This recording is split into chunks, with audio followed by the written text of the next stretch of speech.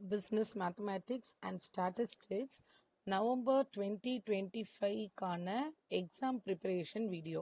So எப்படி நம்ம இன்னும் இருக்க போகிற நம்ம இப்போ அக்டோபரில் இந்த வீடியோ பார்த்துட்டு இருக்கும்போது நவம்பரில் நமக்கு எக்ஸாம் வரும். ஒரு 20 டேஸில் எப்படி நம்ம இந்த செமஸ்டருக்கு இந்த பேப்பரை ப்ரிப்பேர் பண்ணுறது அப்படின்ற ஷார்ட்கட்ஸ் தான் நம்ம இந்த வீடியோவில் பார்க்க போகிறோம்.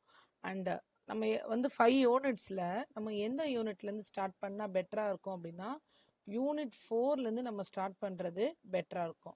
ஏன்னா யூனிட் 4ல் நமக்கு லிமிட்டட் டாபிக் தான் இருக்குது. Correlation, rank correlation and regression.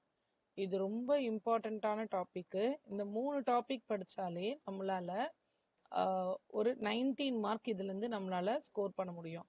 So ஒரு சாப்டர்லேருந்துமே நம்ம கொஷின்ஸ் எப்படி கேட்பாங்கன்னா ரெண்டு 2 மார்க் கேட்டிருப்பாங்க, ஒரு 5 மார்க் கம்பல்சரியாக கேட்டிருப்பாங்க அண்ட் ஒரு 10 மார்க் கம்பல்சரியாக கேட்டிருப்பாங்க.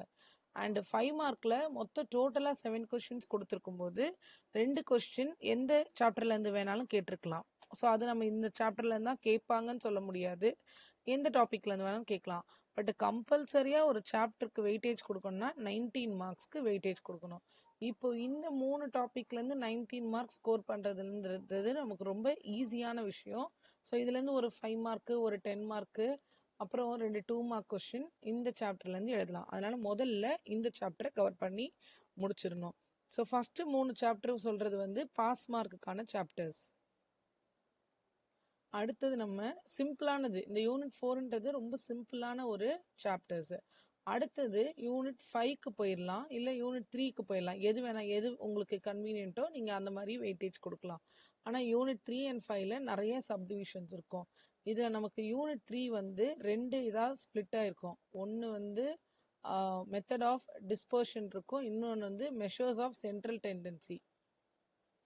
ஸோ மெஷர்ஸ் ஆஃப் சென்ட்ரல் டெண்டன்சியில் இது கீழே என்னென்ன டாபிக்லாம் இருக்குன்னு பார்க்கலாம். மெஷர்ஸ் ஆஃப் சென்ட்ரல் டெண்டன்சி ஒரு பார்ட்டாகவும், இன்னொரு பார்ட்டில் மெஷர்ஸ் ஆஃப் டிஸ்பர்ஷன் அப்படின்னு இருக்கு. இதில் மொத்தமாகவே நமக்கு இந்த 20 மார்க் 19 மார்க்குக்கு தான் வரப்போகுது. ஆனால் சப்டிவிஷன்ஸ் நிறைய இருக்கும். இது கீழே நம்ம ஒவ்வொன்றுமே இண்டிவிஜுவல், டிஸ்க்ரீட், கண்டினியூஸ் அது மாதிரி படிக்கிற மாதிரி இருக்கும். ஸோ ஃபர்ஸ்ட் வந்து நமக்கு அரித்மெட்டிக் மீன், செகண்ட் மீடியன் அரித்மெட்டிக் மீன் மோடு வந்து ரொம்ப இம்பார்ட்டண்ட்.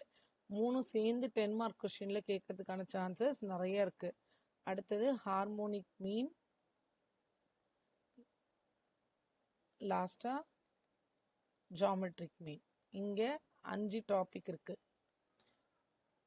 இந்த ஜாமெட்ரிக் மீன் மட்டும் நம்ம நார்மல் கால்குலேட்டர்ல போட முடியாது, லாக் பேப்பர் வேணும் நமக்கு இதுக்கு. அண்ட் இங்கே நமக்கு என்னென்ன சப்டிவிஷன் இருக்குது அப்படின்னா, ஃபர்ஸ்ட் டாபிக், இதில் ஃபர்ஸ்ட் ரொம்ப மோஸ்ட் இம்பார்ட்டன்ட் வந்து ஸ்டாண்டர்ட் டிவியேஷன்.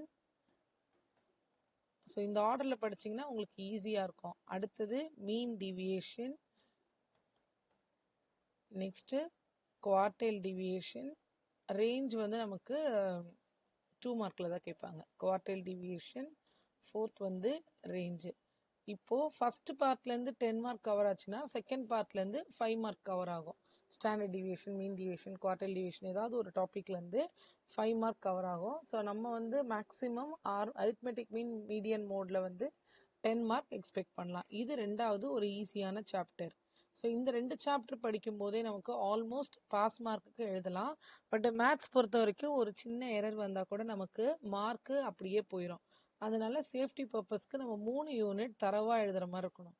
இந்த லாஸ்ட் இந்த சாப்டரில் யூனிட் 5 சாப்டரில் நமக்கு இங்கே 2 சப்டிவிஷனாக இருக்குது. இங்கே நமக்கு இண்டெக்ஸ் நம்பர் ஒரு டாப்பிக்காகவும், இன்னொரு டாபிக் வந்து டைம் சீரீஸ். ஸோ இதில் எது ஈஸி அப்படின்னா டைம் சீரீஸ் நமக்கு ரொம்ப ஈஸியாக இருக்கும். டைம் சீரீஸில் நமக்கு கிராஃபிக்கல் மெத்தட், இது எல்லாமே ரொம்ப சிம்பிள். கிராஃபிக்கல் மெத்தட், அடுத்தது கிராஃபிக்கல் மெத்தட்லேயே simple average method, simple average. Third ரொம்ப ரொம்ப இம்பார்ட்டண்ட்டான ஒரு டாபிக் மூவிங் ஆவரேஜ். மூவிங் ஆவரேஜில் 3, 4, 5 எப்படி வேணால் இருக்கலாம். இது வந்து இட் இஸ் வெரி இம்பார்ட்டண்ட்டான ஒரு டாபிக், எல்லா கொஷின் பேப்பர்லேயும் இருக்கும். அதே மாதிரி அனதர் மோஸ்ட் இம்பார்ட்டன்ட் டாபிக் 10 மார்க்கில் வரக்கூடிய topic method of least square, method of least square இருக்கும். And fifth seasonal indices. So இந்த அஞ்சும் இதில் படிச்சுக்கிறோம். மெத்தட் ஆஃப் லீஸ்ட் ஸ்கொயரும் நமக்கு இம்பார்ட்டண்ட்டான டாபிக் தான். சீசனல் இண்டிசஸ் இது ஃபுல்லாக டைம் சீரீஸில் கவர் ஆகும். இண்டெக்ஸ் நம்பரில் நமக்கு ப்ரைஸ் இண்டெக்ஸ், ப்ரைஸ் இண்டெக்ஸ் கீழே வெயிட்டட் இண்டெக்ஸ், நான் வெயிட்டட் இண்டெக்ஸ் அந்த மாதிரி இருக்குது. அண்ட் காஸ்ட் இண்டெக்ஸ், அப்புறம் சிபிஐ டு எஃபிஐ அந்த மாதிரி டேர்ம்ஸ் எல்லாம் இருக்கும் நமக்கு. ப்ரைஸ் இண்டெக்ஸுக்கு கீழே லாஸ்ட் ப்ரீஸ், பாஸ் கீஸ் அந்த 5 நேமிங் ப்ராப்ளம் இருக்குது. ஸோ இதெல்லாம் இண்டெக்ஸ் நம்பருக்கு கீழே படிக்கிறோம்.